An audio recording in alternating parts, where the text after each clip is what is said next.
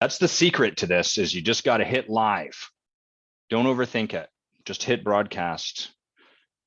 It says live, but I don't know if it's actually live. I'm going to record on my side. I'm going to assume this is live and start pouring the tea.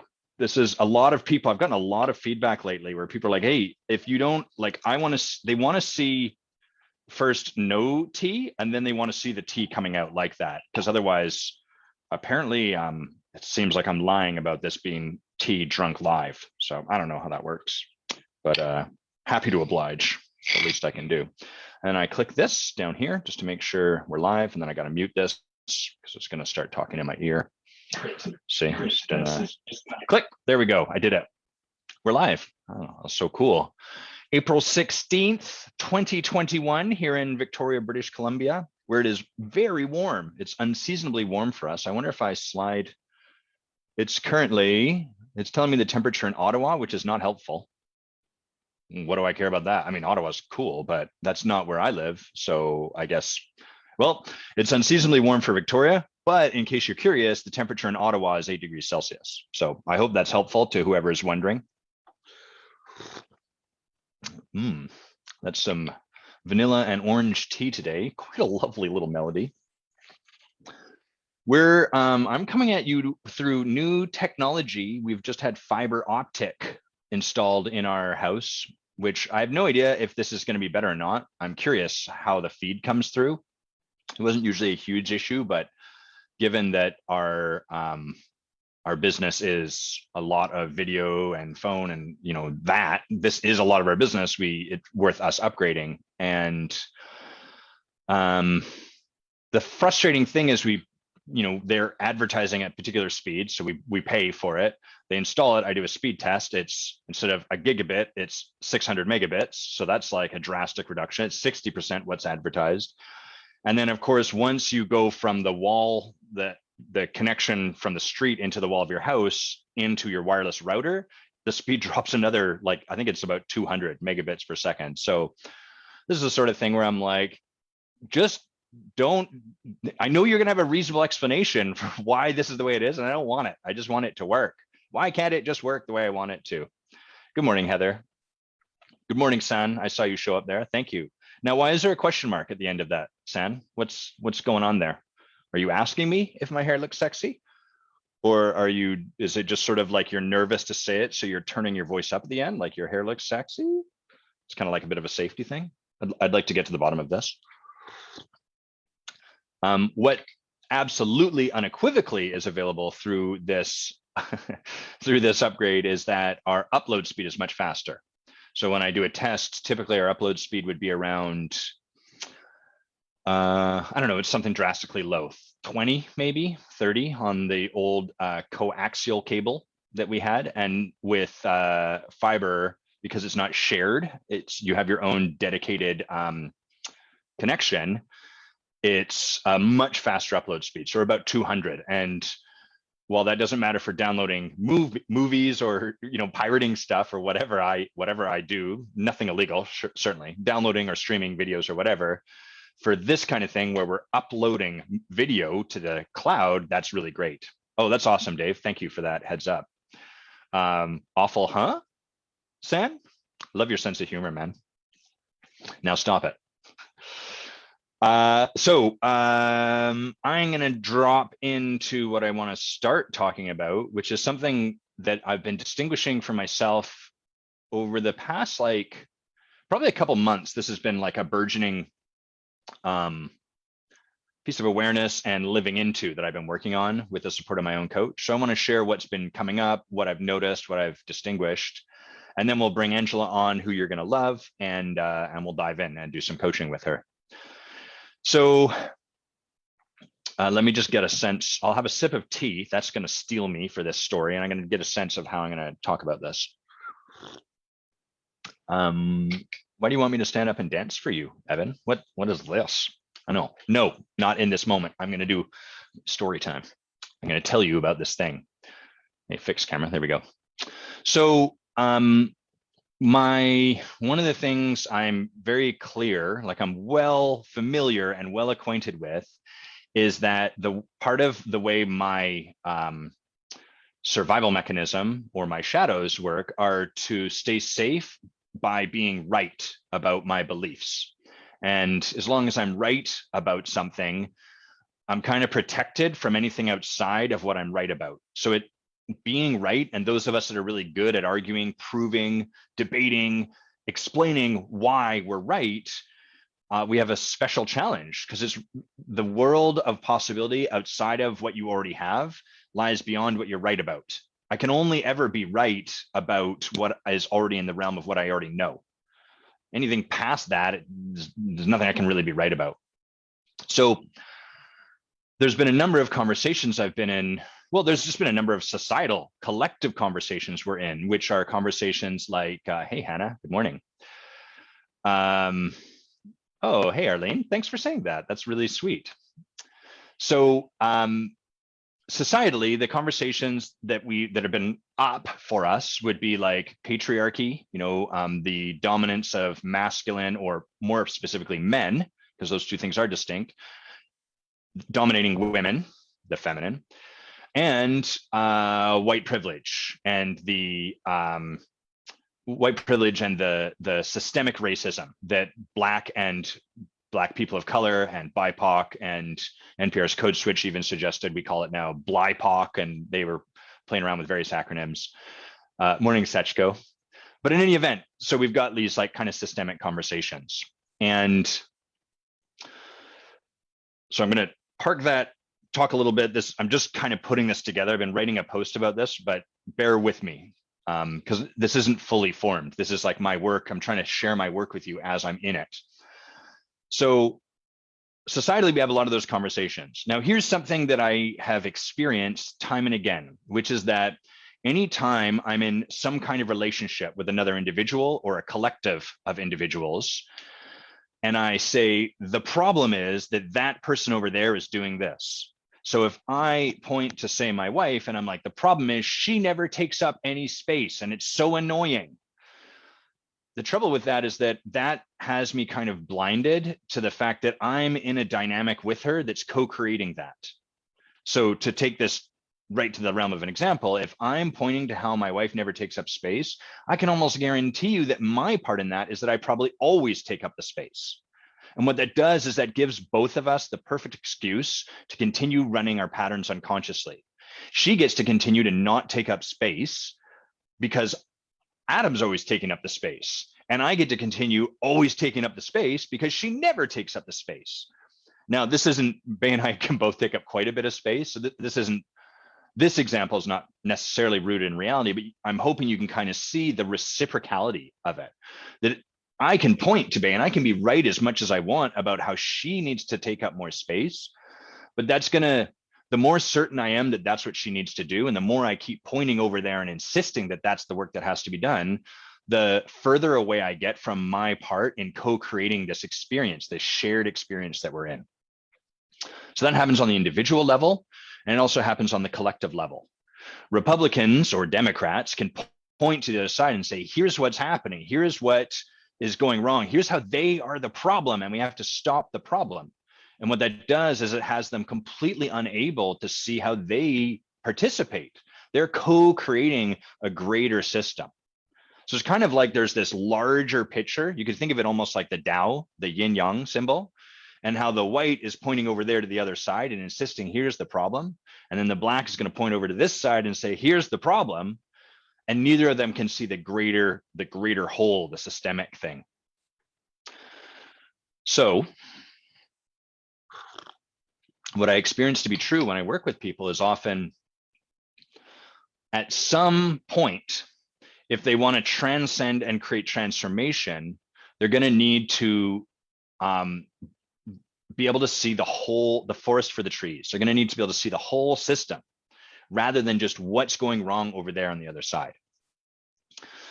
And the other thing I know to be true is that pointing to this while someone is hurting doesn't tend to make any difference. So if I'm trying to think of this will be a bit of an awkward example, but if I like swing my arm and hit my wife in the face and she's hurt and she's upset, me kind of saying, well, look, you need to take ownership for how you kept putting your face there close to me. You should have known this. This is as much yours as it is mine. That's just going to keep her stuck there. Like, because what she needs before she can move on is for me to take ownership for the fact that I flailed my arm and hit her in the face. So all of that pointing and sort of like, hey, you need to come transcendent. You need to start seeing how you played a role in this. One gets me off the hook of just owning the impact that I had, because I get to instead wait, sort of like, well, there's a safety in that, right? I don't have to really be with my own impact, because let's just rise above it. Can't we just rise above it?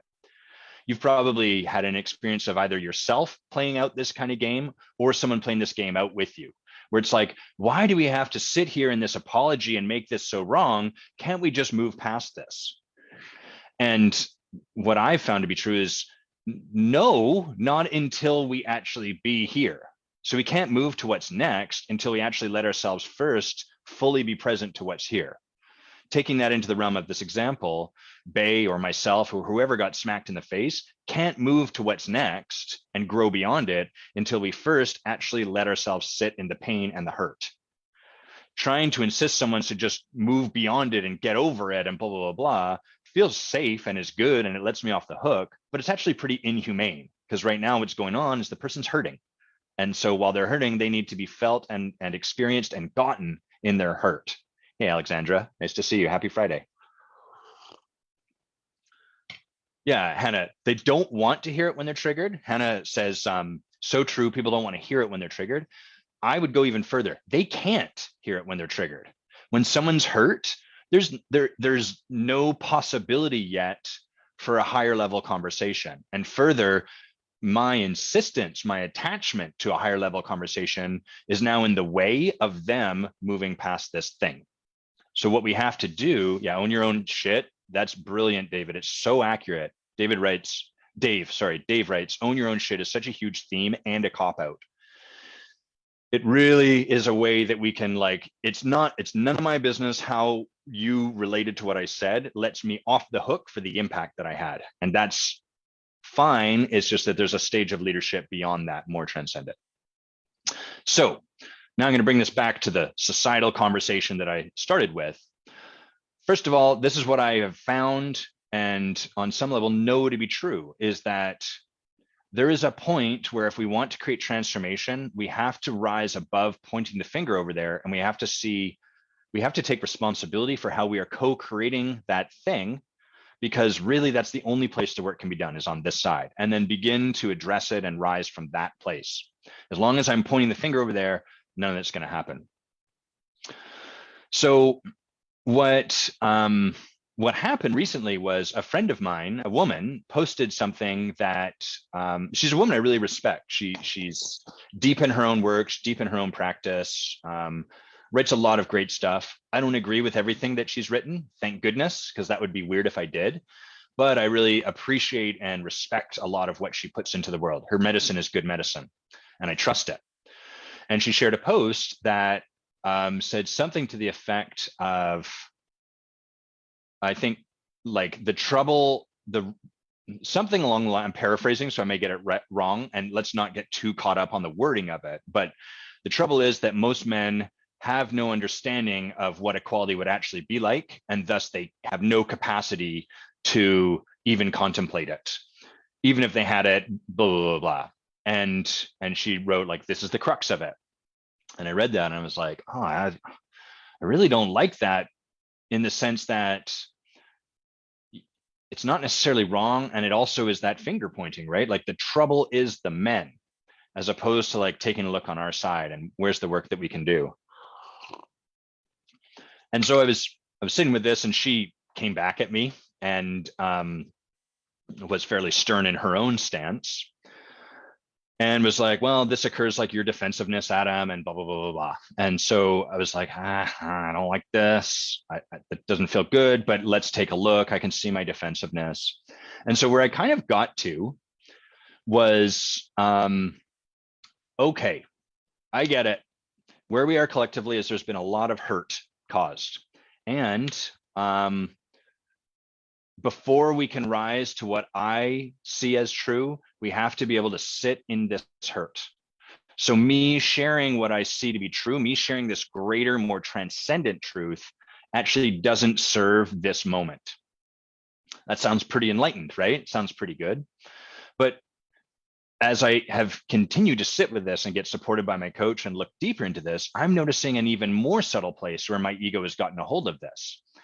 So there's kind of like a, what's the right word for it? Like almost patronizing enlightenment to that statement, right? It's like, okay, it's okay. It's okay. You're hurt, little one.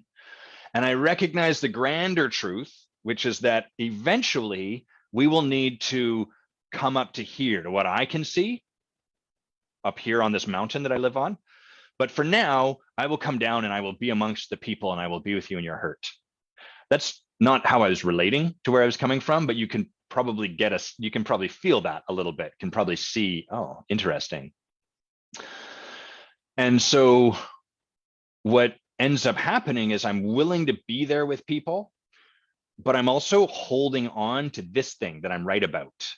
So I'm creating this, my ego ultimately is creating this new, even more sophisticated version of being right, where it's like, okay, you're not wrong, but there's a bigger right.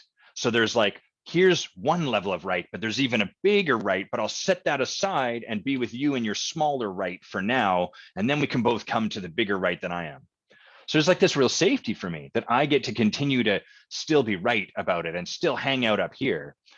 And what that ends up creating from that way of being, what I end up bringing into the world quite unintentionally, is that I'm willing to be with people in order to get to what I'm right about.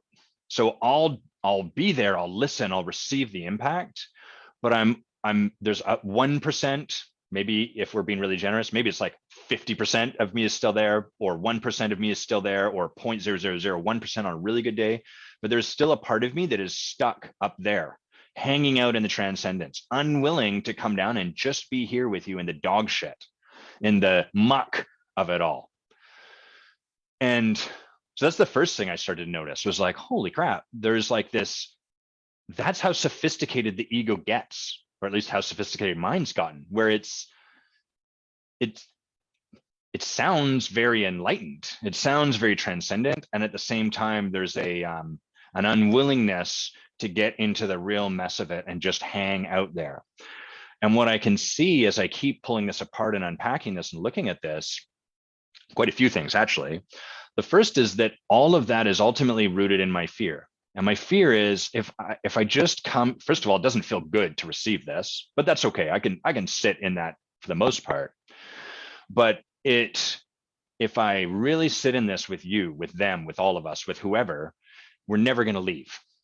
And so it's kind of like, I'm going to sit in here, but there's this sort of implied assumption and agreement we all need to have, which is we're not going to stay here forever. And that's the trap. Because as long as I'm holding on to that we have to leave here at some point, it means that I'm holding that where we are is wrong on some level. And as long as I'm holding where we are is wrong on some level, it's impossible for someone to feel fully gotten exactly where they are, both collectively and on an individual level.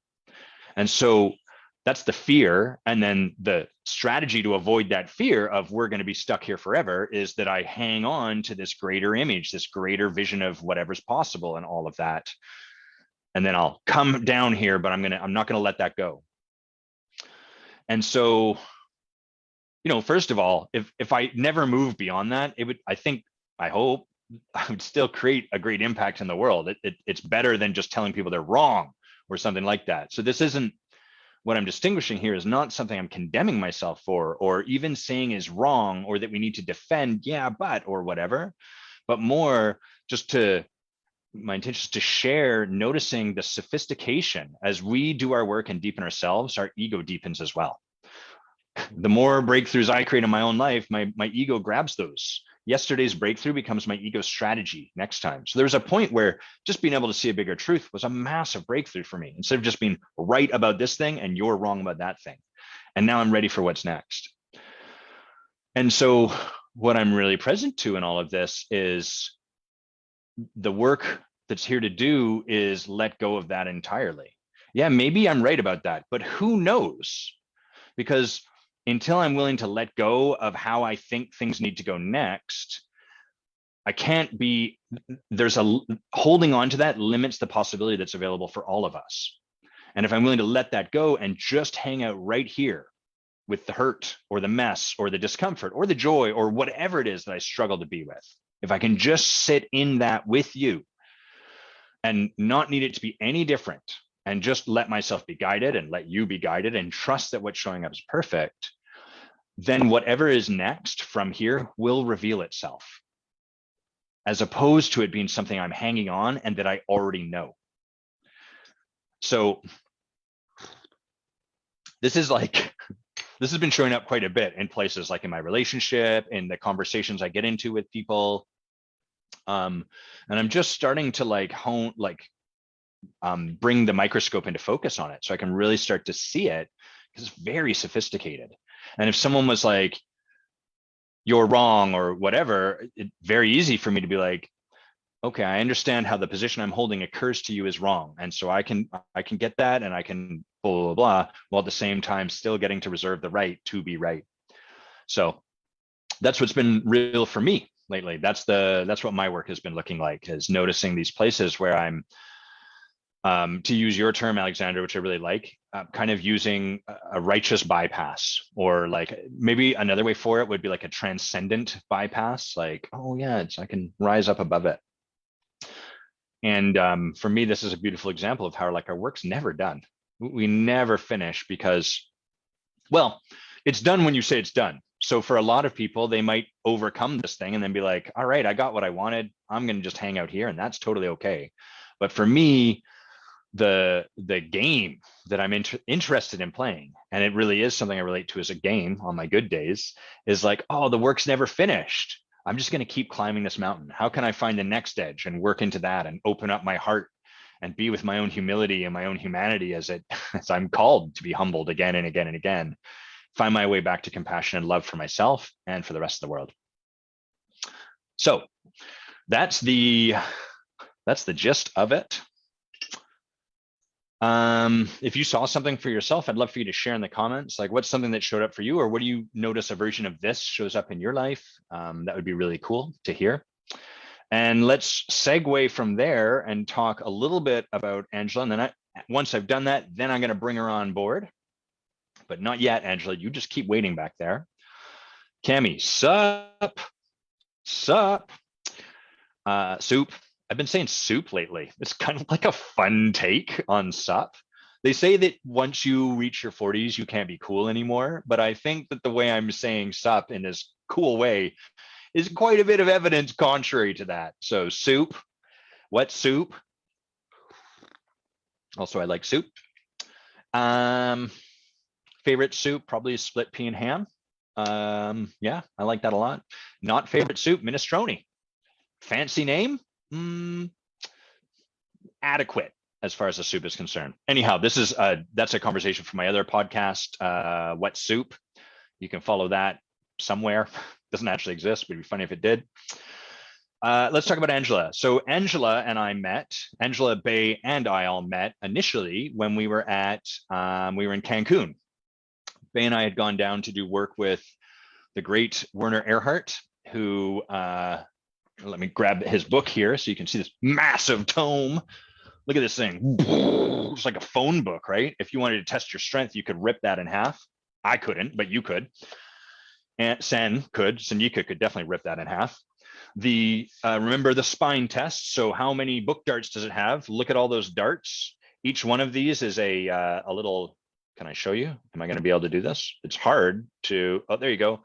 They're brass tabs that Lee Valley sells. And so great book. Werner Erhard founded Erhard Seminars Training, EST, and then Landmark Forum, which is well-known, often not so popular, has many different reputations, but like really has brought transformation kind of into the forefront.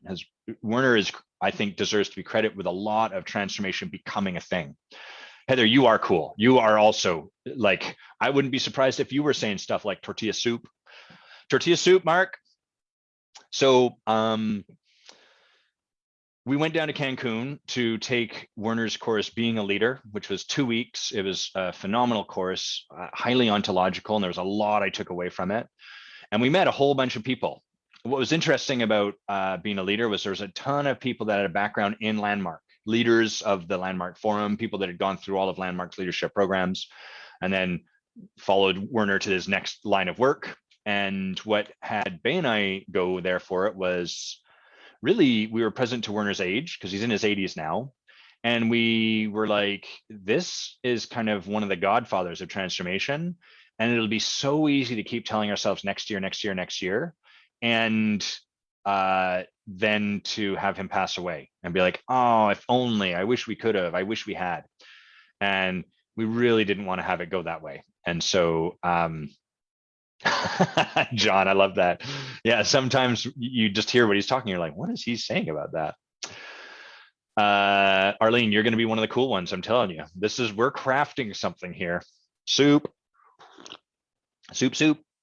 So we went down there, we were doing this work, meeting with people, and Angela was one of the people that we started connecting with. And we had a number of things in common with Angela. One was she was doing work with Rich Lippman, who we moved on from, but Bay and I had partnered and in fact led his work for a while, or led his groups rather, not so much his work, but like I'd led the leadership team that ran his intensives. And so we had that in common, and she was here at this thing, and we just started connecting and just ended up in relationship together. And when we initially created the intensive, which is the live event Bay and I run once a year here in Victoria, paused due to COVID, but still slated to happen, Angela was one of the people that said, hey, I want to do this. And what was really cool was COVID canceled our intensive. Well, we canceled our intensive. We chose that. COVID, oh, look, see, my little thing is paused and it looks really awkward. That's interesting. That's never happened before. So I'm a little bit, I don't know how I feel about this. Angela, can you send me a chat and let me know if you're still getting my stream or if I have to get really upset with our fiber optic providers? Maybe just put in the chat if you can still hear me. I'm going to keep talking because I'm recording this. And so, well, but it sounds like you can hear me just like in our dialogue, Angela, and that's what matters most.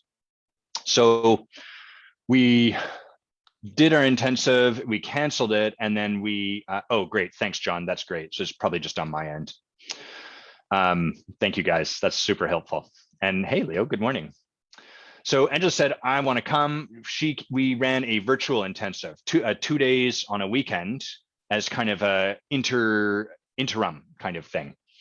I'm just going to refresh this. Bear with me, everyone. There we go. That'll get my stream back so I can watch myself. And by the end of that work, Angela said, where I'm at now is I just know I got to come to Victoria. And so when we next announced the Forge, she put her hand up right away and said, I want to be a part of this. I want to do this. And so she's been in this work with us for a while now, going deep.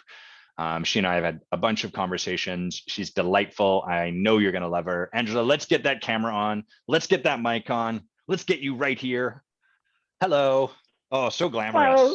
Such style. Oh, glamorous with my boutique beer, right? Yes, indeed. I should have brought champagne. Yes, and then we could have. Go ahead. You say your bit.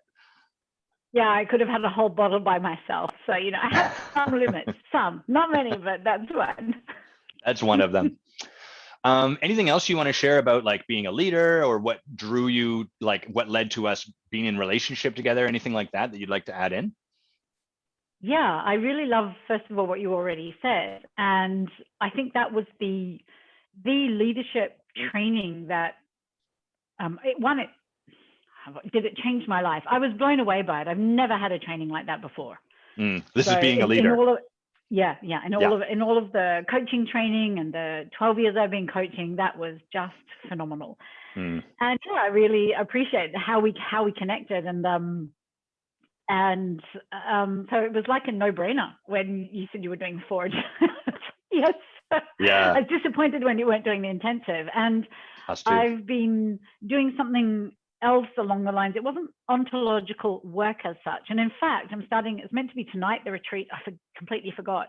with the diamond approach and Ridwan, it's all ontology from the real spiritual perspective, and it's my twice yearly retreat. And so it's like, well, that's interesting. I'm coaching instead tonight.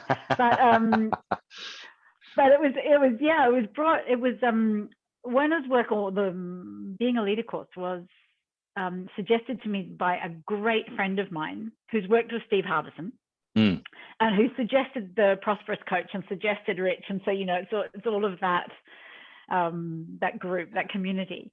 And she said, you have to do Being a Leader. She said, it is the course along with, and she said, and it's Ridwan on steroids. So there you go. So it's, that's so cool. And I just loved connecting with you two in particular in that moment. And of course I connected with other people as well, but there was the deeper connection, and it's still there. There's a resonance and a wisdom that I really appreciate. Yeah.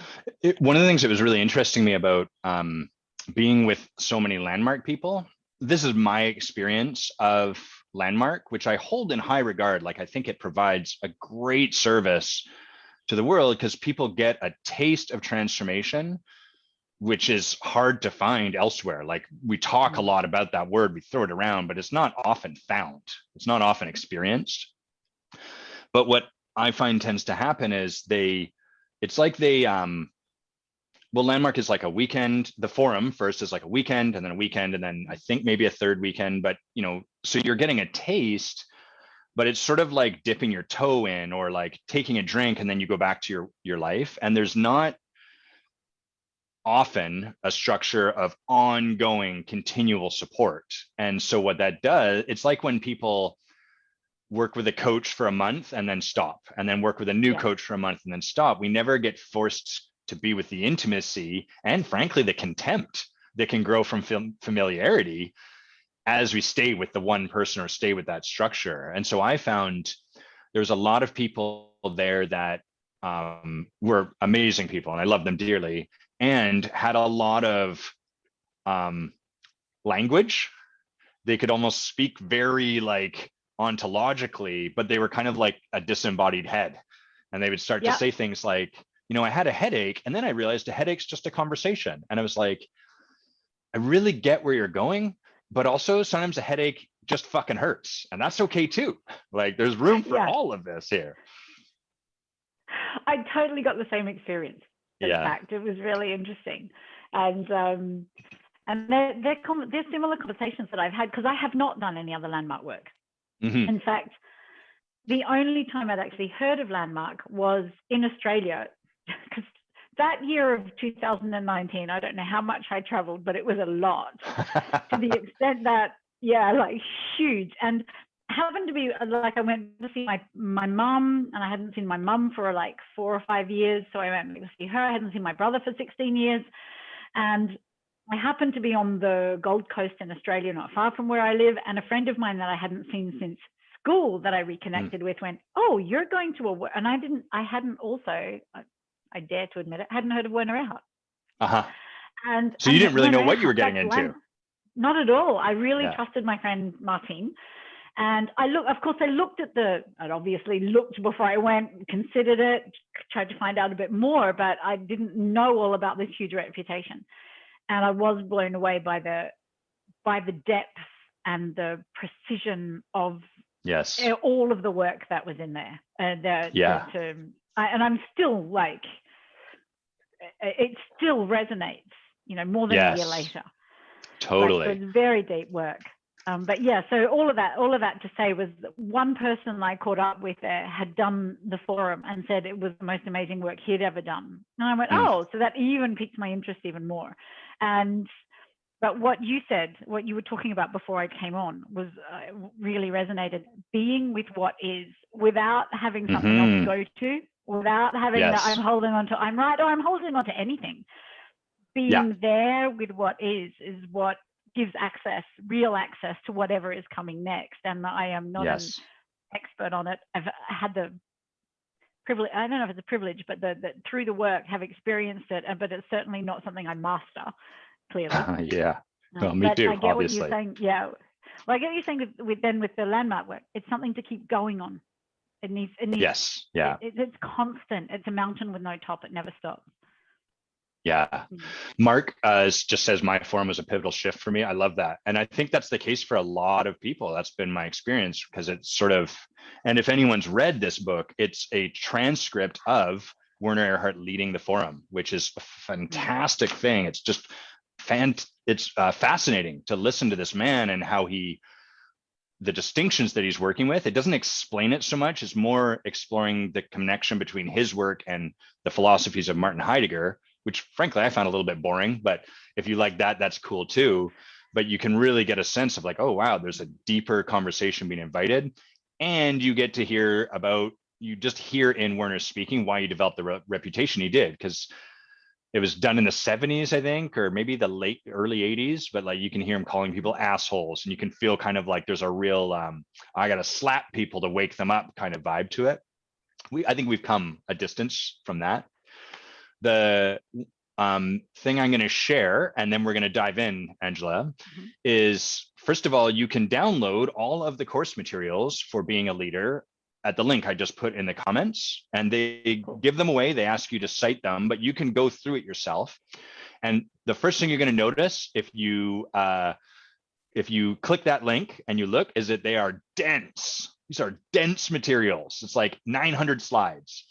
And now I'm going to tell you about how this material was delivered in Cancun. Angela knows exactly what I'm talking about. And you're going to hear it and think, are you kidding me? Which is, we all come into this big auditorium, they put a slide up, and then they have someone read the slide. And then we move on to the next slide and we do the same thing. So literally, we're going through 700 slides, and you would just think that's the worst thing you could possibly do. And anytime someone gets lost or doesn't grasp a part of the slide, they put up their hand, they say, can you say that over? Or I have a question about that. So first of all, most people will have a reaction just to what I described. I certainly did. You may have, Angela. But what's amazing is who they're being about it sources that and allows it to actually work. And the second thing that is incredible is there was I think it was about 150 people that only spoke Russian in the room, because they really wanted this work in Russia. And so those slides, as they were being read, were being translated into Russian. So they couldn't even read what was up on the screen in front of them. They only had a translation, and they were walking through it with us too. And what that really did to me was kind of blow apart this way I had of dividing people, which is like, these people will be able to get this because they're smart enough, and these people probably won't. And they just didn't have any of that context. The way they were relating to all of us was, everyone can get this material. It's going to take some intellectual effort on their part, and we are willing to stick with them through it until they get it. And from that, we all got it. It was remarkable, or at least that was my experience. Maybe some people didn't, but I didn't really get that sense. Yeah, I got that too. And I think that's because as well, when there were questions, because it's true, not only were they slides, but they weren't 4 bullet points, like you said. It was a whole text. Yes. And they read word for word, the ands, the buts, the whole lot. And I would never have thought I could have learned like that either. And actually not just learned, but integrated. But when someone had a question, their depth of integration and knowledge of it was so strong that that was, I think, that was how it was held as well. So yeah, it's a great example of being in action, because someone else could see that and be like, oh, got it. That's the way to provide this material. Create their own slide, have you sit there, they're going to read it, and it's be the worst experience in the world, which is the funny thing, because we just we have, all of us have experience with that. Yeah, their slides would be like, the foundation for your leadership is what you are doing. That is to say that the actions you take, blah, blah, blah, blah. Or put differently, your actions are blah, blah, blah. Or to summarize, it's like, okay, this point is getting hammered into my forehead, but it is getting in there. This is kind of funny and a fantastic course. And it brought us together. It did. And I'm really pleased it did. I made the most amazing connections. Well, let's segue from that other work out there to the work right here. What do you want to put our attention on during this time together, Angela? And I'm going to take notes if you see me writing. That's what I'm looking down at. Okay. So I think I was talking about what's been showing up for me recently, and a part of who I am, and a big part of who I am actually, and also what I notice I dance around, or I want to say I have difficulty with, but I don't want to say that either, is something along the lines. Lapsus, as we say in French, along the lines of, I was talking about joy, and I think I sent you my request, and now I'm having a bit of a lapse of, gosh, what did I say? What did I say I wanted to talk about? But I know there was my relationship to joy. And not creativity, but to joy, I think, in particular. And now I'm having a blank as to what exactly that was. Would you like me to read it to you? I'd love you to. Sure. So you said, I asked, what would you like to be coached around? And you said, how to stand in joy and creativity powerfully without minimizing them. How to position myself as powerful, joyful leader and own that possibility, then create results with it. Yep. There. That's it. Got it. Yeah. So that's what there is for us to take a look at? Yeah, that is. Cool. And if it's not that, something else will come up, I'm sure. Of course. Yeah. So there's kind of like two how-tos in that. How to stand in joy and creativity powerfully without minimizing them is the first one. And then the second one is how to position myself as powerful, joyful leader and own that possibility, then create results with it.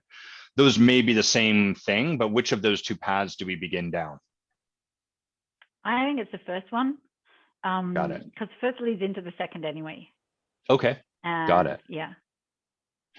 And so, well, let's start here. What's important about standing in joy and creativity without minimizing them?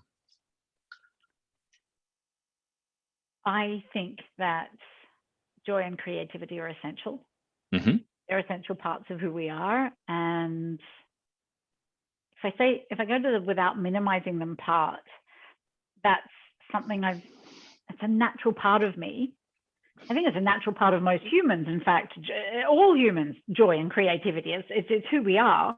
Right. And I've allowed it, I think, to be stomped on in certain moments, at certain times. And minimized, and I've made it wrong, made it insubstantial or unsubstantial, as unsubstantial in English, isn't it? Sorry, there are moments after 25 years in France where I'm not sure. I've made it not, in the sense of unsubstantial as being, if you're joyful, so I'll give you the context in France. If you are joyful and optimistic, then you don't really understand life. You don't have a grip on reality. And I think the way I've experienced it anyway, the way I've experienced comments from certain people, certain contexts, work or whatever, is that we really can't count on you then. There's nothing, you're just all joyful. You don't get it. There's a real life to be led. Yeah. And what I know is that joy is an essential part of who we are. And when we are joyful and creative, we are more resilient, and we have more capacity. And I think there's more power in joy. I've noticed I'm saying think and feel. When I'm in my joy, I feel powerful, in fact. And I managed to slip back into a belief that I shouldn't be that way. That I am, that there's something childish, not just childlike, but childish about joy, which is you don't get it. You're not in the real world. Got it. Just making a note on that. Arlene's just sharing she can resonate with what you're sharing. And she was saying she minimizes her joy and creativity so others around her don't feel small. Yeah, as well. So thank you. Joyful, optimistic. Sounds like there's just a real genuine desire to bring more of that into your life and come from that place more often. That's part of what I'm hearing you share. Is that accurate? Yeah. And I do apparently, I am told that that is who I am all the time. Got it. I think in certain moments and certain contexts, that's been made wrong. And I've, in that case, contracted. Oh, you've just frozen, but you're back. Okay. And I'll even notice, I remember once when I started working, I was young compared to now. I'm still young, but at the beginning of my career, when I was a conference organizer, yeah. I noticed that in terms of optimism, maybe not so much joy, but in terms of optimism, I was trying to work with a particular person who was my manager or my supervisor, and I just couldn't. It's whatever I did wasn't right, and I'm being optimistic, and I'm coming back, and I've got this, and I'm coming back, and I'm coming back, so I'm finding solutions. And I know we're not quite on joy, but there's still this optimism. And I finally went to the managing director, and I said, I'm not made for this job. This is 3 months later. I said, I just can't. Whatever I do is wrong. And there's all of this optimism in how I'm being. And what she said really struck me, and this has shown up in other times as well, was, oh, no, there's nothing wrong with you. We put you with this person because you seemed the most resilient. And no one else has stayed with that person for more than 2 weeks. And so there's also been me integrating, oh God, the optimism part, maybe it's not the best thing after all. Maybe I should be more realistic and stop finding possibles, stop finding ways. Because that was, so there are some times where other people would say you're not realistic. Can I pause you for a sec? Other times where me, yeah. So what is important for me to know about that story you just shared? That in that moment of being the optimist, my experience was that I wasn't present enough maybe to reality. And so what's happened with the other moments when it's like, oh, you're just too childish and you don't have a grip on reality. It resonates. It's like, oh, maybe they're right because I didn't see that, and it was painful. Okay. And it's been it's repeated. Like there's almost like a limit between when resilience isn't resilience anymore. It's just what is it? What is it? It's like being obstinately finding possibility where maybe there isn't any. Got it. Okay.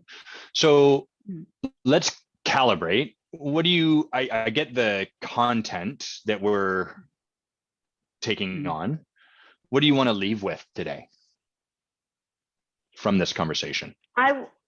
I want to leave with a powerful relationship to my joy. Got it. Okay. And how will we know that we've arrived at a powerful relationship to your joy? Like, do you have a metric for that, or? Do I have a metric? Possibly I will write about it for like the next 10 days on every social media platform, which I've already started owning again. How else will I know?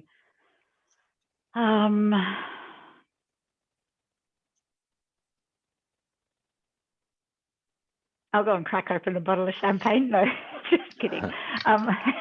No, what will be my metric? Stand powerfully in my joy. Well, hold on, because that's something different you just said. What I heard you say is you want to leave here with a powerful relationship to your joy. Yeah. And so just to make, okay. Yeah. They're the same thing? Yeah. Okay. There's part of it is just no more apology. It's like this, joy is the way. That's one thing, which I have right. So when I write about it, I'm in it. It's not a thinking. I don't think about it and then write it as if it's a nice possibility. I actually feel it when I write it. I write what I feel about what I feel, what I'm experiencing in the moment. So so what I would like is for that experience to be like anchored, and what that would look like is me calling bullshit on other people, really. I don't know, when they say, oh, yeah, you're this and you're that, well, you can think what you like. So actually not having the feeling of contraction, maybe they're right. Mm. But I guess I don't know how I would say that as a metric for you. It'd be something I noticed Will be a that's still metric for you feeling, too, just to be clear. Yeah. Oh, So what, yeah. True. let's try this. What, on a scale of 1 to 10, 10 being like, this is the most powerful relationship I could possibly have to joy. And we don't even know what that necessarily looks like. It's just the relationship you rate a 10, some subjective rating, right? And 1 being like, this could not be more disempowered, this relationship I currently have to joy. Where do you like, where are you at currently in terms of your relationship to joy? I reckon I'm between 7 and 8. That sounds pretty good. Most like, it is. I'd like to be at 10. Okay, got it. Yeah. 7 or 8 currently. And I'd like to be at 10 because it's important. Yeah. That was interesting. How come you specified that? How come I specified? We said I'd like to be at a 10 because it's important. Yeah, because I think that's what I have to bring to the world, in fact, Adam, and that's why it's important. Let me speak to everyone else just so they can be in on what I noticed. So like for everyone, part of what we're doing as coach is just listening to what's showing up in the space as it's showing up in the space. And that includes listening to ourselves. And so over here, I'm just assuming Angela's bringing stuff that's important. So it was curious to me when she said, I'd like to be a 10. And then she kind of justified why she wanted to be a 10 because she felt it was important, which is like, and I have no idea what that means. It just struck me in that moment. I was like, oh, that's interesting. I just assumed this would be important. There's a bit of an incongruity or something I'm curious about there. So was that just filler, or was there a reason that you put that in there? That's a really interesting question. I would like to tell you that's just filler. And I think that's my edge at the moment, that I'm still saying because it's important rather than being it. And so it's kind of like part of your relationship to joy is showing up even in that statement. Yeah. Part of it is showing up as me just having that edge of really, and yet fundamentally I know it is. And there's still I wouldn't say it's not doubt. It's not fundamental doubt. It's an attachment maybe to past experience. I'm not quite sure. I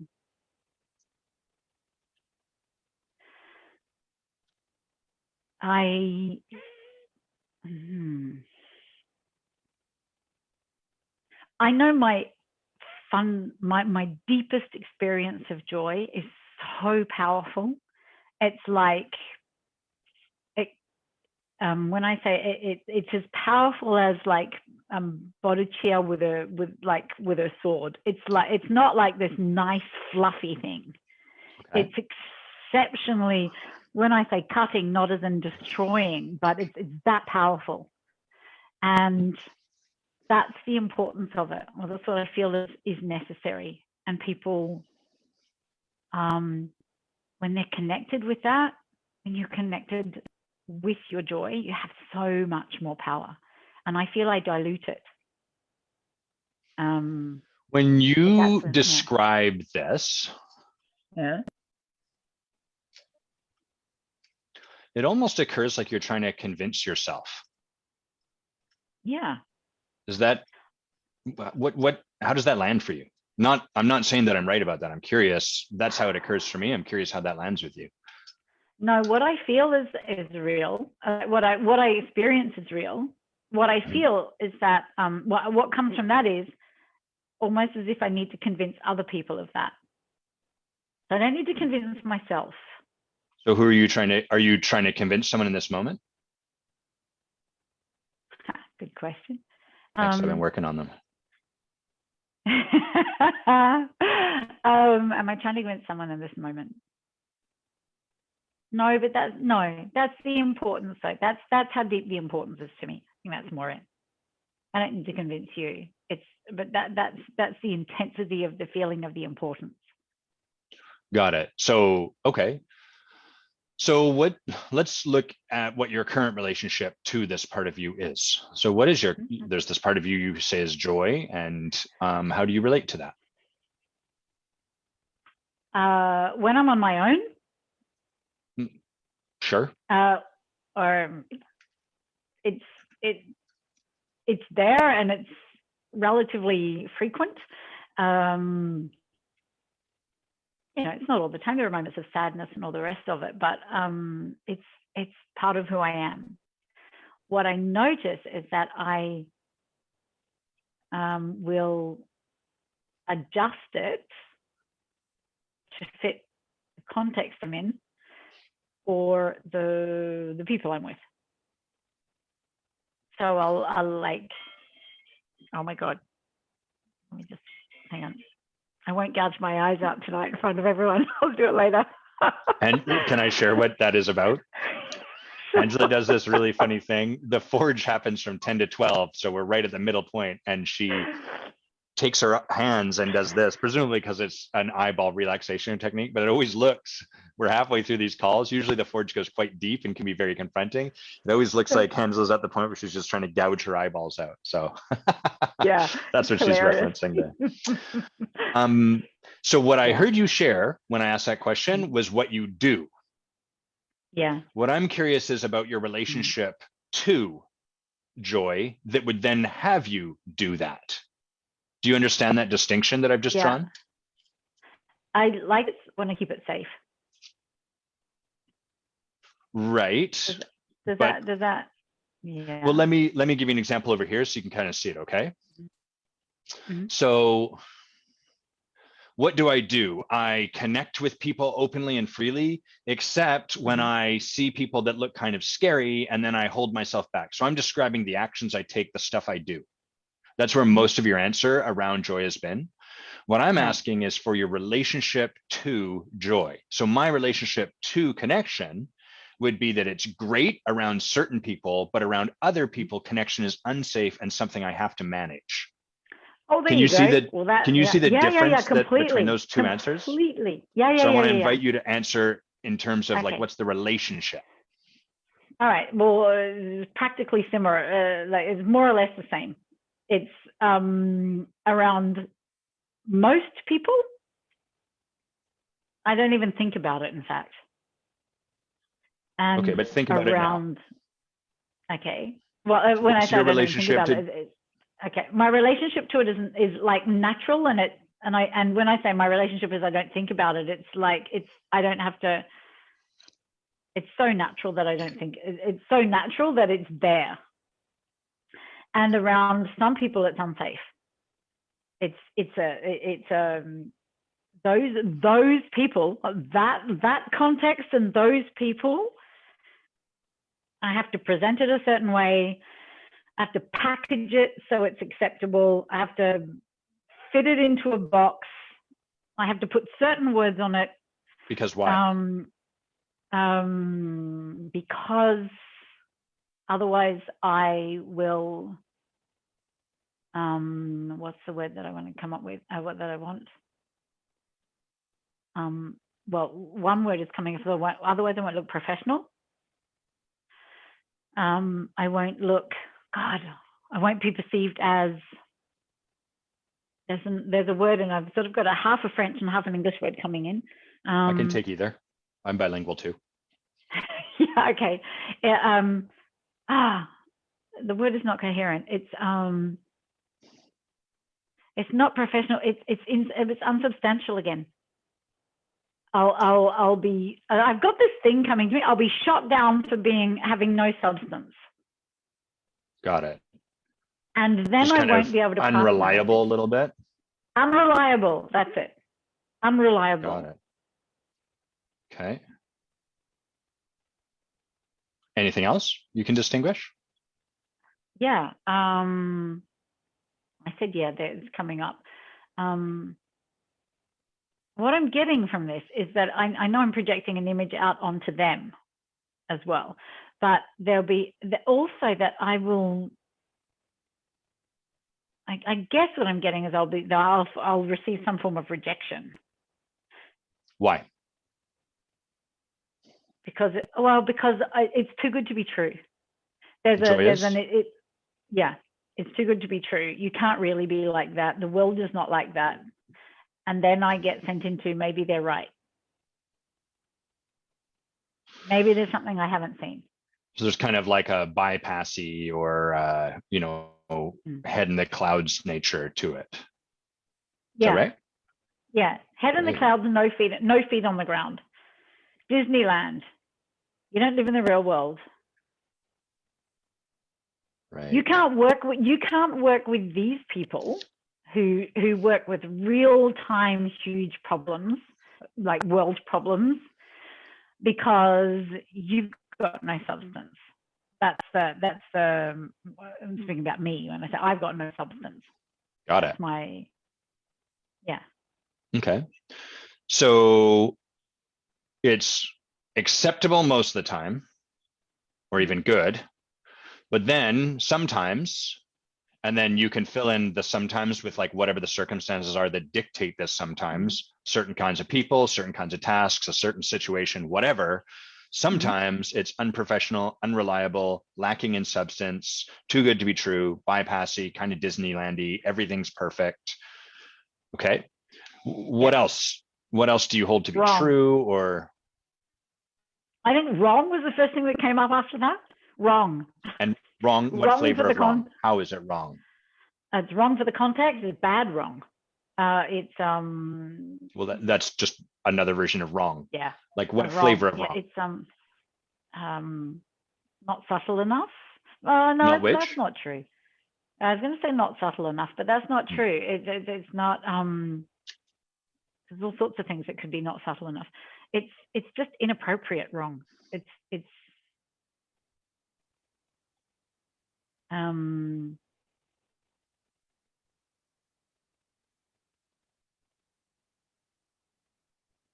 out of place.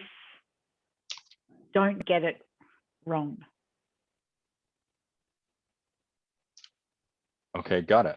Anything else you can see before we move on?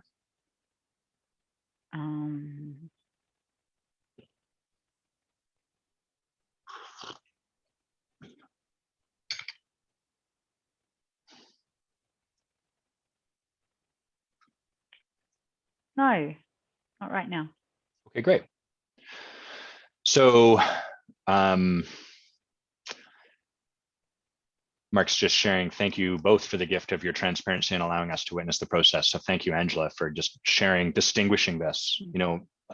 It is challenging to distinguish our relationship to something because our life is a function of our response to that relationship. So we're kind of looking at the water you swim in a little bit, which is challenging to see. So given that there are times when joy is acceptable, and then there's also times when it's unprofessional, unreliable, lacking in substance, too good to be true, bypassy, Disneylandy, inappropriate, and out of place. What do you do to accommodate, overcome, compensate for, or mitigate for all of those things? I want to add something in there as well, that clearly there is a context. When somebody is absolutely upset, it's not that I'm walking in there with joy. So I'm talking about a relatively neutral situation where joy can be around, and it's not about, and I know that it might sound like I'm what do you call it, mitigating against something already, but there is room for all emotions. It's not about being joyful all the time, but it's being joyful in general, having joy, owning joy, like being joy, not being joyful, but being joy. That for me, this is what this is all about. Right. And so what do I do to mitigate?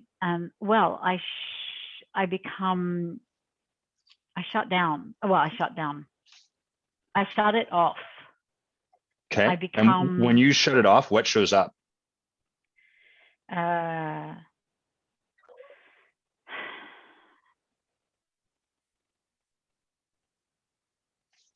want to see a certain rigidity, but there are other things that show up. There's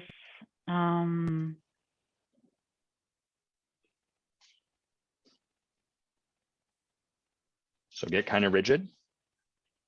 Yeah. Mm-hmm. Yeah. Rigid, like hard. Mm-hmm.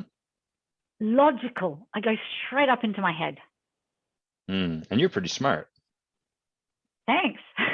I don't Oh, know. you're welcome. Well, I imagine that you can hang out up there. Like there's a lot that can be accomplished from that place. Yeah. That's it. I intellectualize. Got it. Intellectualize. Mm-hmm. John's just asking if I can share where we are in the coaching arc. So let me just pause to do so. Sure. So that's a great question, John. Thank you for requesting that.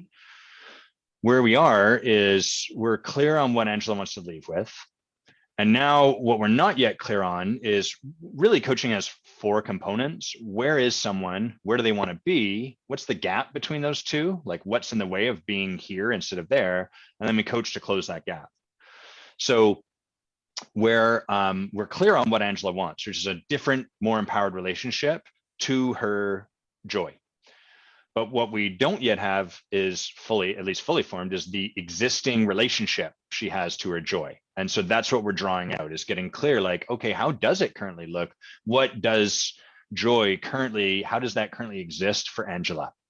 And her relationship to it will be a function of the stories about it, the truths about it, the beliefs she has about it, both internal as well as projected onto other people, the actions she takes as a result of those beliefs, and then what that leaves her with. That gives us the full picture of where she's at. So we're getting clear on that.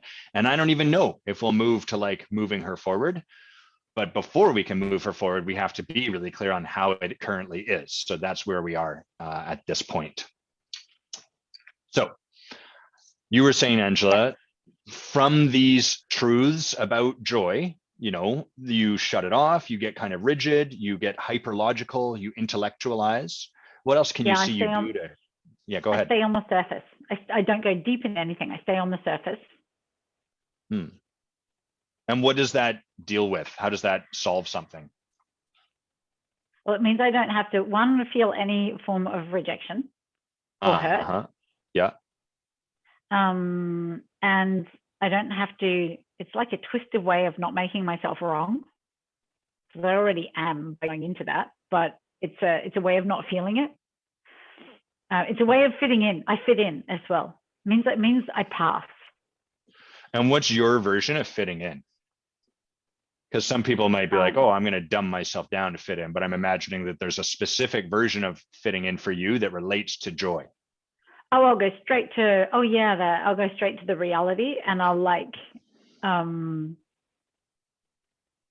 collude with someone's reality.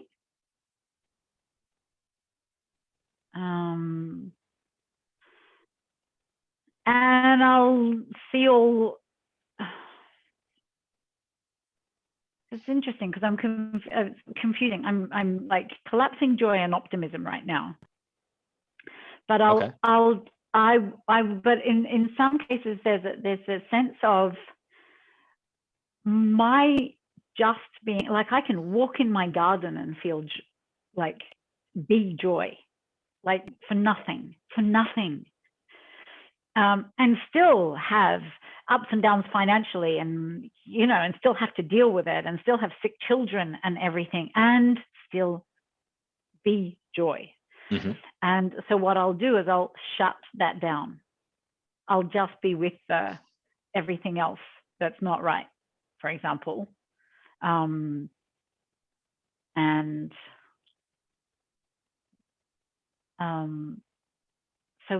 with other people, well, I'll just really dim it so I don't bother anybody. Got it. Okay. And I'm curious if you do anything then in response to that. So it's kind of like you shut down this part of yourself for a long time. Is there ever a point where you're like, fuck this, or, whatever, where you then respond to the impact of the strategy you were just running? Oh, hell yeah. Then I'm right over the other side, right? Everyone over for champagne. Got it. God. Yeah. Oh, for God's sake, let's celebrate life. Gotcha. Anything else? It's interesting you say that, actually. You say that, I said that, but you asked that. Because I know, going back into what I've really loved with the Forge and the work on this with the Forge hasn't been like directly on this, but as part of it, is actually like almost making celebration sacred. So I'm collapsing again celebration, or assimilating celebration and joy, but it's coming back to really celebrating because it's such a beautiful thing to do. But when I'm not in that beauty of celebration, it'll be like, well, fuck it, I'll have a bottle of champagne anyway because life is life, you know, which doesn't have the, it has a rebelliousness to it, not the real joy that's in it. Right. It's like I'm sneaking. It's like a child sneaking out and taking his parents' alcohol. You know what I mean? It's like I'm having fun, but I'm not really meant to. So I'll, you know, I remember being at a party and my friends, when I was 13, and my friends were like drinking their parents' alcohol and filling the bottle with water afterwards. And it's like they were having fun, but they weren't really allowed to because I'd sneak it. Yeah. So it was like that. We're just like, come on in. Let's all have it, rather than really celebrate with sacredness sort of thing. Got it. So it's interesting because there's kind of like, one, the story about joy is it's okay in these places, but over here, this is how it is. And then from there's two things that tend to happen. One is you shut it off, you get really rigid, you get very logical, you blah, blah, blah. And then the other is almost like an overcompensation the other direction where you're like, fuck it, life is life, YOLO, let's just do it, et cetera, et cetera. Yeah. Got it. Any other stuff that we're missing inside of all of this?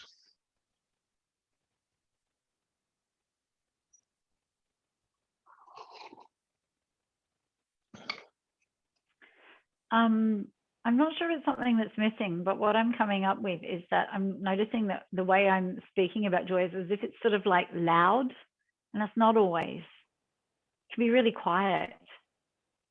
In fact, I even wrote about it the other day, and I almost forgot. Just running through the forest, just quietly noticing that the leaves were unfolding, and that is joy as well. The deep awareness of what is in the moment.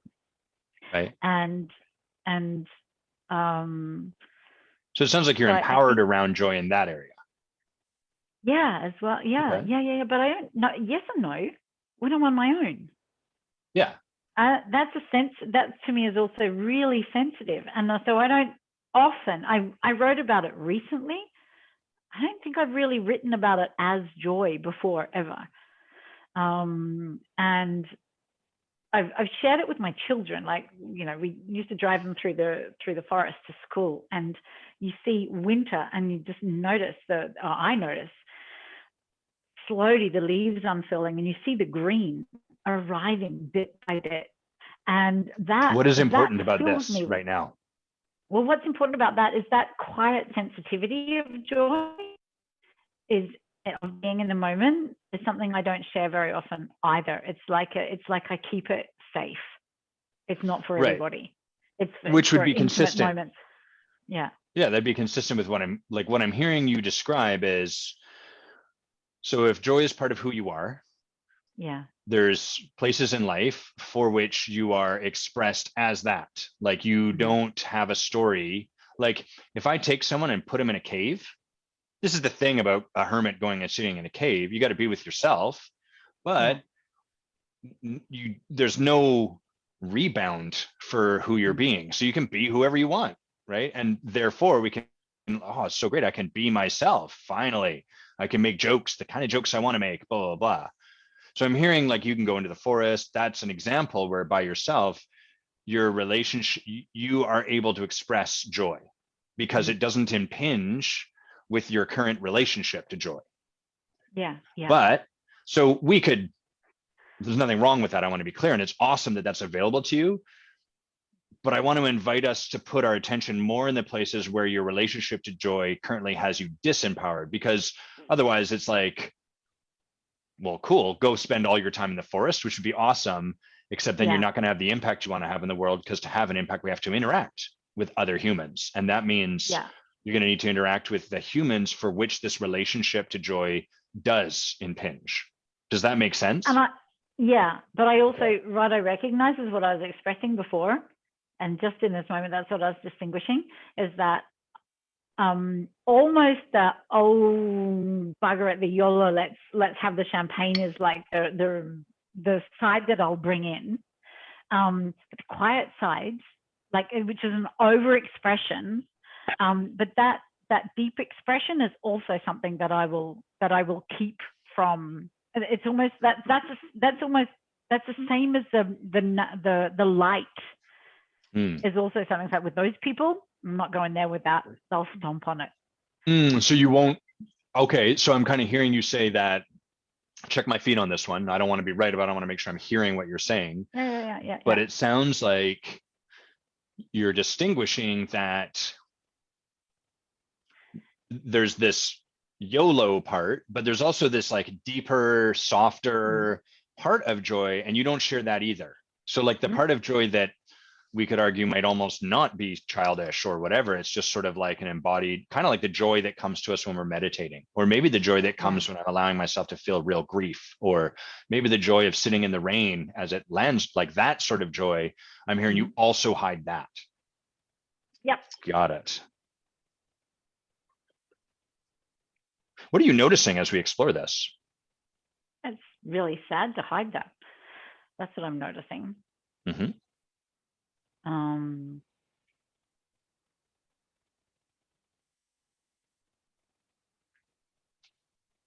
noticing my adventurous side. Like, it's like, why are you hiding this? Like, just, you're 51 years old nearly. Like, just don't hide it. So there's a part of you that like, as we look at this, there's a part of you that's like, just stop doing it. Yeah, just stop doing it. Anything else you're noticing as we like either showing up as we look at this, or in what we've sort of distinguished? Anything else you notice about it?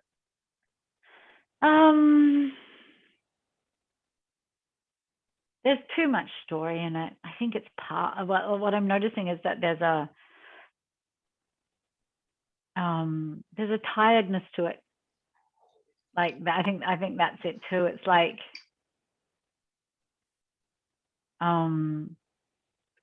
there's a truth in it, but there's like a broken record truth in it too. Like, it's a really, without the judgment, there's just a letting, there's a feeling of letting go of it. Like, sounds like that, like it's truth and it's story at the same time. Like, you know, like,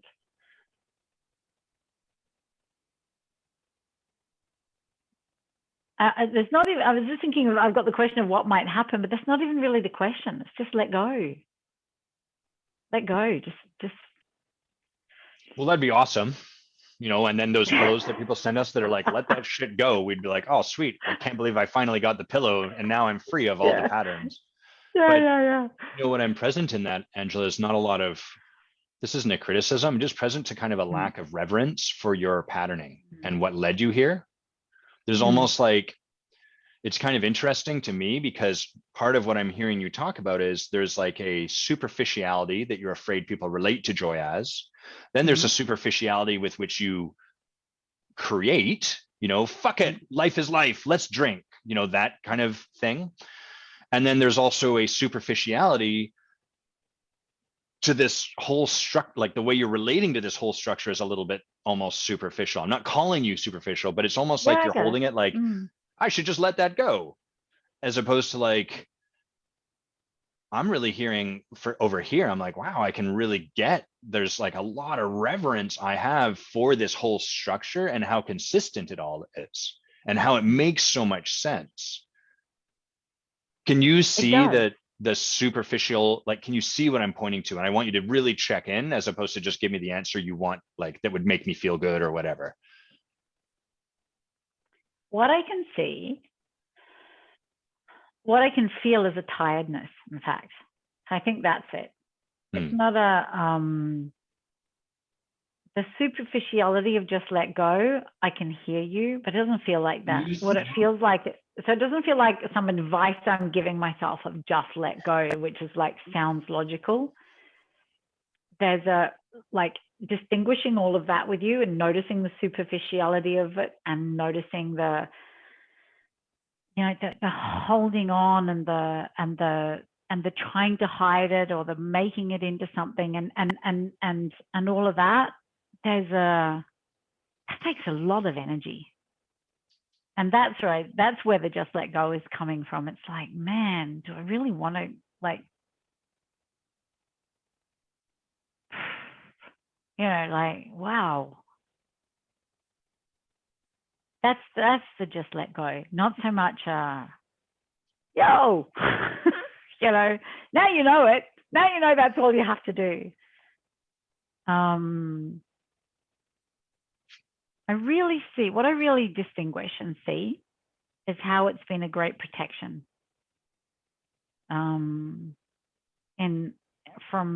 For a whole lot of reasons, you know, for everything, all through my life. Particularly what I'm noticing and what's all coming up is the particularly sensitive part, even more than the bright part. And I'm thinking of myself back when I was in my 20s wearing, you know, Dalmatian shirts and all sorts of stuff, like, but I think it's the more deeper sensitive part, which is, it's time, not so much just let go, but maybe let it show. What would you have to be willing to confront if you stopped doing this stuff, or be confronted by? I would have to be confronted by. Before you answer that question, I'll just let you sit in it, but I'm going to speak. So to give everyone the arc of where we are. So now I'm starting to look with Angela at what's in the way. It's kind of like, and this is, I would assert, what showed up for Angela is what shows up for most of us. We see the existing relationship and the patterns, and we're more present to what it's costing us always. Usually by the time we get into a coaching conversation and we're like, I want to be there. And then we're like, fuck it, I should just get there. But there's a reason Angela isn't just there. And it's not that she just didn't see this. It's that there's a payoff to this. There is something for which this provides a great deal of safety and support and striving. This is what I mean when I'm talking about having reverence for it. There's a reason. Even it's kind of like seeing a tree with a gnarled burl. And if we were irreverent, we'd be like, that's ugly and the tree shouldn't have done that. But if we can hold it with reverence, we'd be like, oh, there's a reason that burl got created on that tree. I wonder what was that about? How did it serve the tree to do that? And so that's where I'm looking with Angela. Because as we explore that, it's also going to tell us what's in the way of her creating this relationship that she wants to create. So if you were to take that on and just let it show, let it go, I'm not going to sing Frozen, I refuse. Then what would you have to be willing to be confronted by or to confront? Will you sing Frozen after if I tell you? No. That's the wrong part of my marriage. You need to talk to the other one in my marriage if you want that. Okay, lucky I love your wife. I'll ask her. We'll sing it together. Yes, she will be more than happy to. What will I have to confront? I will have to confront an idea that I'm not going to be taken seriously. First of all, that the people I enjoy and really love working with will, like, I will have to confront that fear of them, or the idea that they'll reject this.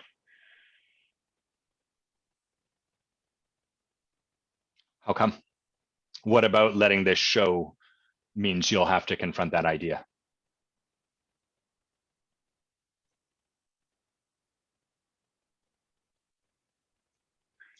And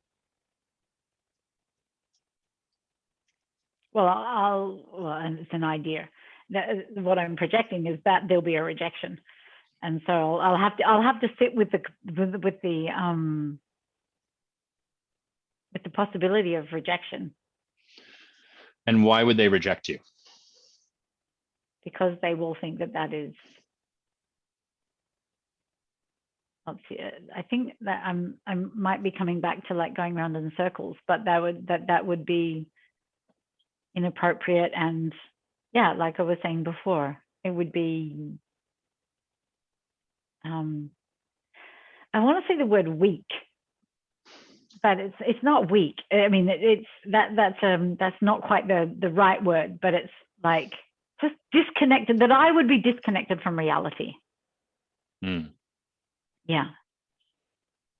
So what I'm hearing, check my feet, Fluffy. is right. You'll have to be willing to be confronted with this notion, this idea that they will think you are fluffy or inappropriate or weak. Okay. Nice. And that's nice. yeah, that's really sweet. Oh yeah, you can see the leaves. I can't. My cynical cheerleaders puffing up now. So it's not even them, because what I get is it's not them. It's whatever internalized idea I have. In fact, I'm gonna have to sit with. Yeah. And so I remember initially we were at the start of this conversation, it was kind of like, I just need to stop worrying about what they think. That was where we began a little bit. And it was like, I just need to let the joy out there. Do I have that right? Yeah, I guess you're right. I've forgotten about that. But yeah. That's okay. That's what I'm here for. Not even joking. Like, just I'm holding this for us so that you can be in the moment. Yeah. And one sec, let me just check in.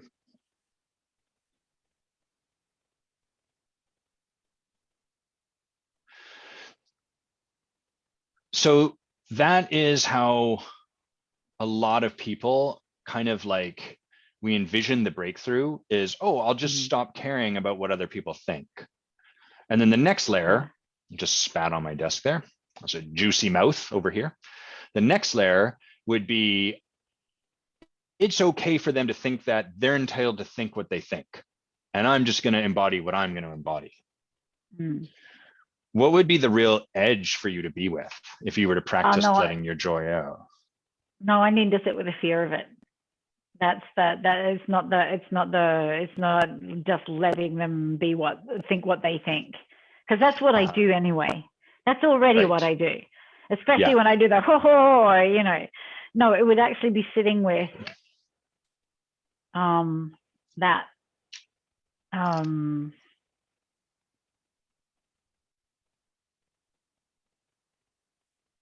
it's like it would be holding the space for that while I am what I am anyway. It would be. And what is being what you are?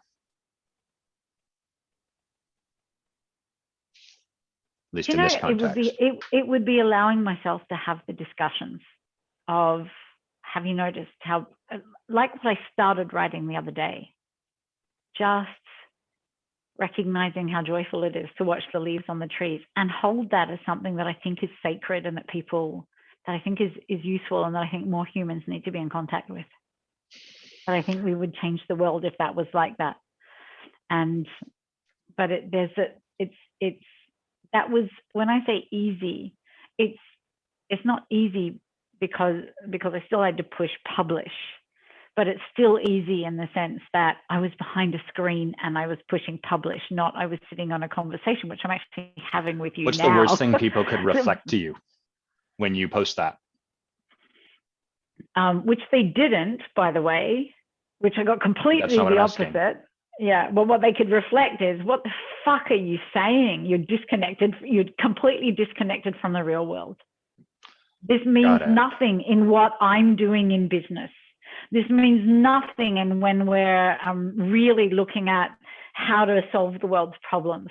This means nothing in, that's really nice. We'll do that on the weekend when we have time, but we're all doing the real work. Got it. And what would you call someone who gets that reflection? Like, from your judgy self, the kind of people that get that. Like someone who says that? Well, a flaky idiot who's disconnected from reality. Got it. Flaky, idiot, disconnected, superficial. When I'm in the not so much with but disconnected from reality. No, not someone who's like really connected with the trees, but more like just like, oh, nice, a tree hugger. Got it. So here's what I'm curious about, Angela. Yeah. Are you willing to be, like, it occurs to me, like, what you would have to be willing to be with is that you are superficial and that you are flaky. Yeah. Like, Yeah. so Yeah. right Yeah. now, Yeah. these things exist as ideas that are either Yeah. like something you're convincing yourself you're not, or something you're putting onto someone else and then saying, well, that's their opinion, or that's just my fear, or whatever. And I want to be clear Yeah. that I'm not saying who you are as a human being is superficial or flaky. Mm-hmm. What I notice is that there's no space in you for that possibility. Yeah. Choose superficial. Like, be with it. Be with what that is. Is that what you're saying? Well, kind of, except there's a way you could then do an end run around that. Like, even how you kind of, it felt very neat and clean what you just did there. Mm-hmm. And what I'm present to is like, in order to avoid the possibility of being perceived as superficial, flaky, all of this stuff, you've created a whole world of stuff to do. It's quite remarkable and very brilliant. So you've learned to like identify certain kinds of people in certain kind of situations where that's especially risky or not acceptable, and then shut it off, get rigid, hyper lot, like no fucking way am I going to be superficial here. And then there's other places where it's kind of like you've learned to be okay with the superficiality, but in a superficial kind of way. YOLO, let's drink more champagne. Are you following me so far? Yeah, I'm wondering if it's more being deep though than superficial in one space. Because that was what the more. It's really interesting. It's more the. I get. It's like there are the two, not just one. Because the depth of one. Yeah, you went blurry there for a second. I'm just trying to, yeah, it'll fix. Yeah, there we go. Yeah. It's like the depth is almost harder than the superficiality. Well, maybe, but I noticed that I was inviting you to look in a particular direction and we've shifted. And to me, at least, often that's a pretty good indication that like, hey, maybe there's something for Angela to actually sit in. Got it. Because I can actually notice, so I can notice the, yeah, no, I got it. I can feel the resistance to superficiality. So you're good. Nice. Yeah. Great catch. So here's the, I guess it's just news. Here's the news. Is you are superficial and flaky and unreliable and without substance because you're a human, just like me and just like everyone else. The challenge here that I see for you, based on what we've pulled out, and you don't have to take this on as true, but I would invite you to put it on like you're trying on an outfit and wear it for the next couple of weeks, rather than just, do I agree with this or disagree with it? And then either acquiesce to it, which I don't, there's no breakthrough in that, or just disagree with it and set it aside. That's cool that Anne thinks that. Like, I'm actually inviting you to try this on and test it in your life. You with me? Yep, got it. Okay. Is because you're so dead set against ever being those things, it makes it really hard for you to see the places where you are. And you're kind of like in active resistance to them. It's like holding a beach ball under the water. And then what that does is it has you simultaneously like kill your joy when that's scary that it might be perceived that way, and then like retreat into it when there's other place, to your point, right? Like the opposite is the same. So there are places where like the level of depth that you have available is like, no, fuck it, YOLO, and all of that sort of stuff. So what are you hearing in what I'm saying? I'm hearing a certain amount of wisdom in what you're saying, actually. Sick. And it reminds me of our conversation that we had also on really allowing myself to be the fool, like as in foolish, not play the fool, but really be with. That is a brilliant distinction, Angela. Be the fool rather than play the fool. I love that. How could you practice that? Sorry, was there more before we go into that? No, that's it. But it's like with respect to superficial, that's a really interesting one, because the fool was really obvious, because I can hear the voices which are you look stupid with that. So that was then I will be stupid. like not I will play on that and make myself stupid, blah, blah, blah, but I will then this is who I am right now. And that I'll work with that. So I think there's about being really, I think it's the same then it's really hearing that, because it appears, it occurs for me as like internally, as like, but like my internal voice is like, you're this, you're that, you're superficial, you're no. And it's actually then being with it as that's happening and not trying to get away from it. Nice. So in whatever situation is to just go through it, or be with it, but it's being with it that is the going through it, rather than trying to get away from it, make it something else. Yeah. Make it acceptable. Yeah. And it will be a challenge because it does it does scream inside. It does. Yeah. It's excruciating. Yeah. I'm conscious of time. We've gone a little longer. Do you have time for us to go to the top of the hour? Yeah, I do.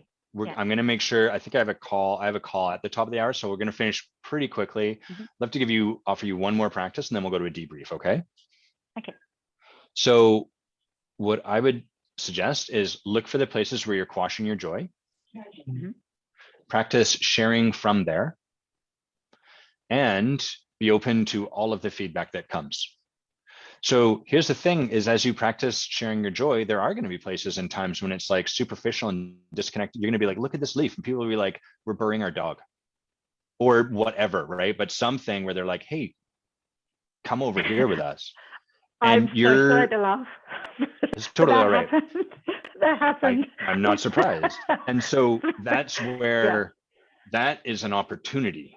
So practice sharing the joy, but then also practice really getting the impact it's having so that you can start to notice, oh shit, there are places where I get a little superficial and there's a safety in that. Retreat up into joy, the joyful bypass. Just like I can retreat up into transcendence. Remember that earlier? Oh, it's okay. No, fuck you, Adam. Get down here with us. This is where there is for us to be. Would you have to practice that way too? Yeah. I see it. It's going to be a challenge to practice it, but I see it. So seeing it's the booby prize, not to take that away from you, but like the practice is to go and discover it. And if it's discovery, right? If you already know where it is, there's nothing new there.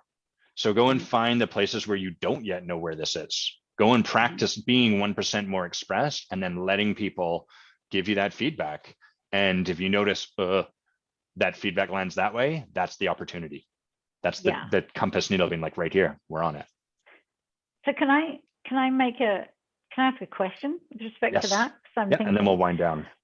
Yeah, really, it's really interesting because strangely enough, it wasn't when, hey, I'm burying my dog. It just happened to be, it was at a funeral though. It happened to be in the middle of the mountains. But so that situation, weirdly, I can be with it. Okay. What's the question? And I expressed it. So the question is, I'm just curious as to whether it's really, I get my feeling about superficiality and the resistance to it, but it doesn't seem to fit with the certain situations where it wouldn't necessarily be inappropriate unless I made it inappropriate. Like a funeral is a really easy place for it to see it being inappropriate. Well, this is, so I'm going to just interrupt your question so I can speak to it in service of our time. Yeah. What I'm present to is you thinking about this and trying to figure it out. Yeah, got it. Which is going to get in the way of you discovering this. And discovery is far more edgy. Because in the discovery of this, you're going to go out there and you're going to get feedback from people. Even if the feedback you get is this, and they turn away from you. And that's the feedback you don't want to receive, but it's also the feedback that's going to cause and allow your transformation. Because that's where it's like, oh, fuck, this moment is telling me what I brought didn't serve the moment and the art I'm committed to creating. So all of that, what about, how do I would invite you to like, oh, that's me trying to figure it out so I can get the strategy. And instead I'm going to go and discover it courageously, maybe bash my ship on some rocks. So I think the thing there is what is the impact I want in each moment? I'll say it one more time. And I'm figuring it out. Okay, I got it. Yes. Go look for the places where you're quelling your joy, where you're putting it down, practice expressing it, receive the feedback. Okay. That's the whole practice. Okay. Anything that happens outside of that is probably your head trying to like get a hold of this. No, that's good. That's good. I'll be with it. It and I'll express it and I'll see what happens. Yeah, nice. Do I come back to you and tell you? I'd love that. Will you share that with me? Yeah, I would. Awesome. We need to wind down. I'm sorry I didn't manage our time better, but I want to check in and see, is there anything as we kind of come out of this that you're present to that you want to share just about this conversation, where it went, anything like that?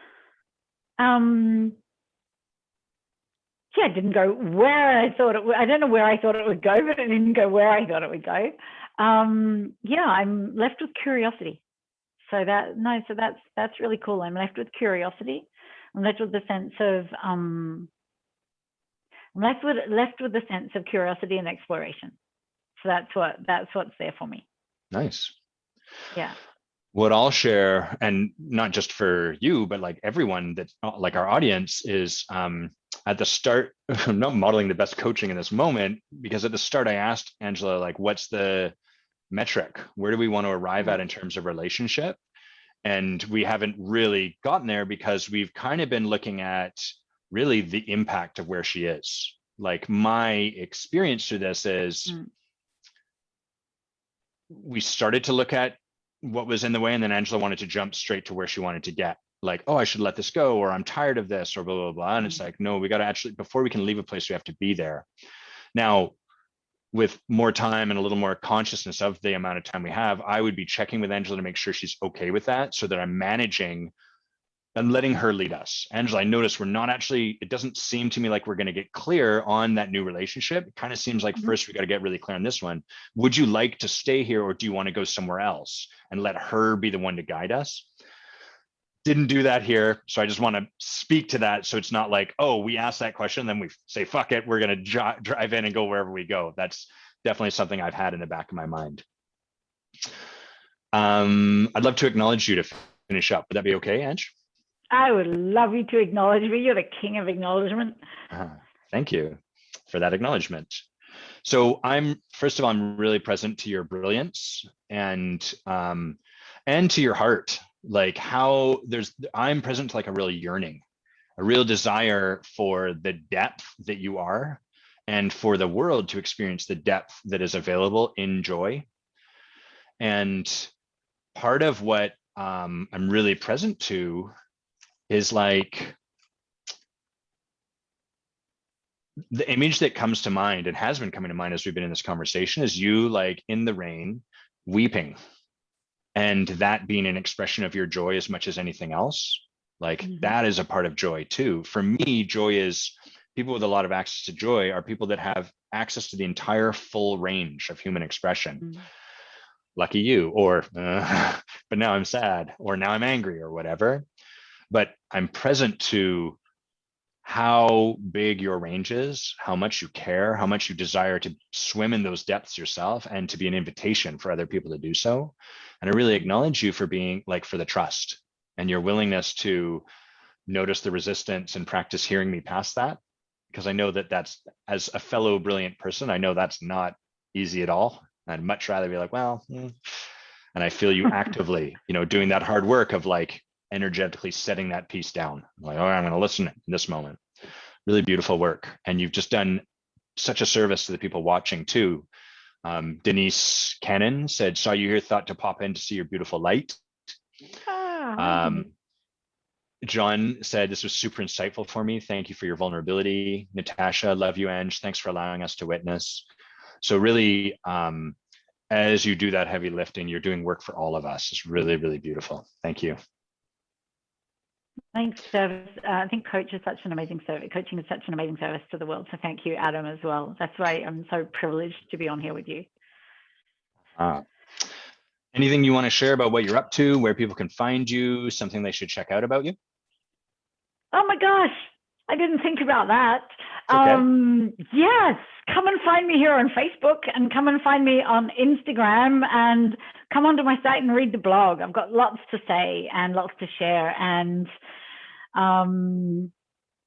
And that what I'd love to share as well with that, so you can find me at Queen of Possible, which is slowly becoming Wild Spirit Leadership. And I think being here with you tonight, Adam, is really what I want people to know in the world, that coaching is what brings you closer to yourself. And the closer you get to yourself, the more possibility there is, and the deeper and the more connected world we create. And so that's what I'd really love to share from tonight. So I feel really privileged to have been with you in your presence and allowing a process to happen that I'd really like more people to experience, whether it be with you, with me, or with anyone, because it's precious. Queenofpossible.com, wildspiritleadership.com. Like, if people wanted to go check out your blog and your website, what is the address They for that would right go now? For now, they'll go to queenofpossible.com. All one word? Same on it. Yep. Same on Instagram, and same on Facebook, but I have just started a page called Wild Spirit Leadership. So I think we need to get wild in our spirit. Right. Yeah. They catch you at Queen of Possible now, and there will be a transition. Yeah, there is. Yeah, there will be. Awesome. Thank you. Ange is in the Forge with us, and I think considering the next year, we're in a conversation about that.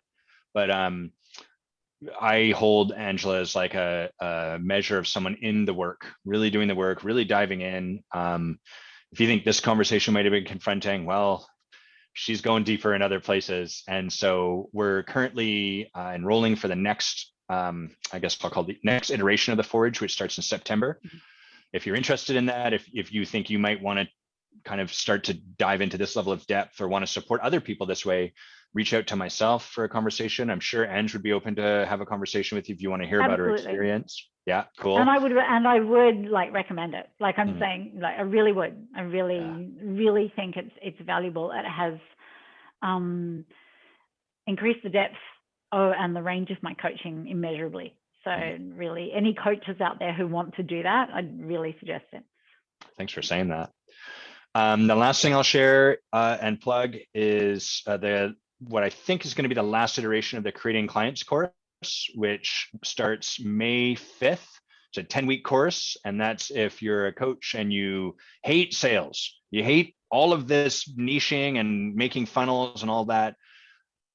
What this course will teach you is, one, you are right to hate it. That stuff sucks, and not like it sucks and it shouldn't be there, but more the reason it sucks is because it flips everything upside down. It's like this, if this is the pyramid for creating relationships and building foundation and deepening intimacy and serving people and all of that, most of that other work flips upside down and drives really hard towards just selling. And that's why it's miserable for us. We don't enjoy doing that because it's not natural and innate to who we are as humans.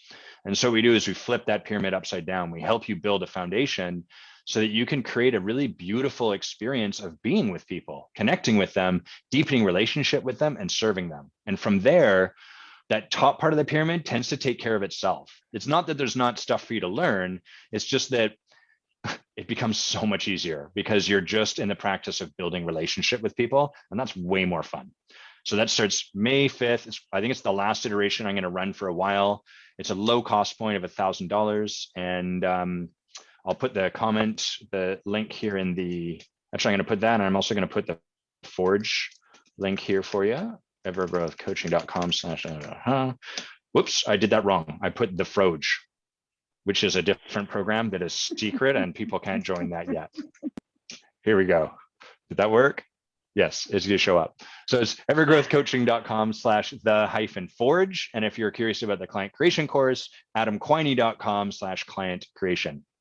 Okay, that's all the plugging. Final words, Angela? Thank you. Thank you. Everyone have an amazing weekend. And we'll see you all next week. Bye, everyone. Okay, now you and Angela, we stay here. Stop this live.